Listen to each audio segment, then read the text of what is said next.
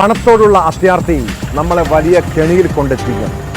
പല സാമ്പത്തിക തട്ടിപ്പ് കേസുകളും പരിശോധിച്ചാൽ ഇക്കാര്യം വ്യക്തമാണ്.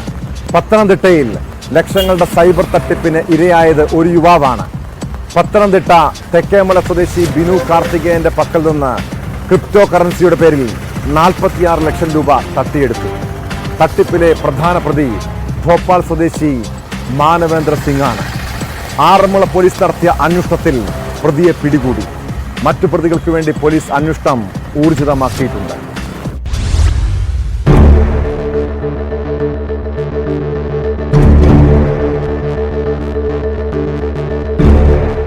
കഴിഞ്ഞ വർഷം ജൂലൈ 7 മുതൽ ഡിസംബർ 12 വരെയുള്ള കാലത്താണ് തട്ടിപ്പ് നടന്നത്.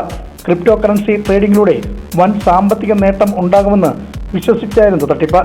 തെക്കേമല സ്വദേശി വിനു കാർത്തികേയൻ പലതവണയായി 46 ലക്ഷം നിക്ഷേപിച്ചെങ്കിലും പണം തിരികെ ലഭിക്കാത്തതിനെ തുടർന്നാണ് പോലീസിൽ പരാതി നൽകിയത്. ഭോപ്പാൽ സ്വദേശി മാനവേന്ദ്ര സിംഗിന്റെ നേതൃത്വത്തിലുള്ള സംഘമാണ് സൈബർ തട്ടിപ്പ് നടത്തിയത്.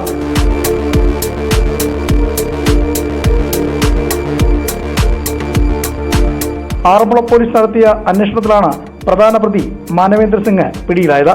മറ്റ് പ്രതികൾക്കായി അന്വേഷണം ഊർജിതമാക്കി. കോടതിയിൽ ഹാജരാക്കിയ പ്രതിയെ റിമാൻഡ് ചെയ്തു. ഇതേ പ്രതികൾ രാജ്യത്ത് സമാനമായ തട്ടിപ്പുകൾ നടത്തിയിട്ടുണ്ടെന്ന് അന്വേഷണത്തിൽ വ്യക്തമായെന്ന് പോലീസ് പറഞ്ഞു.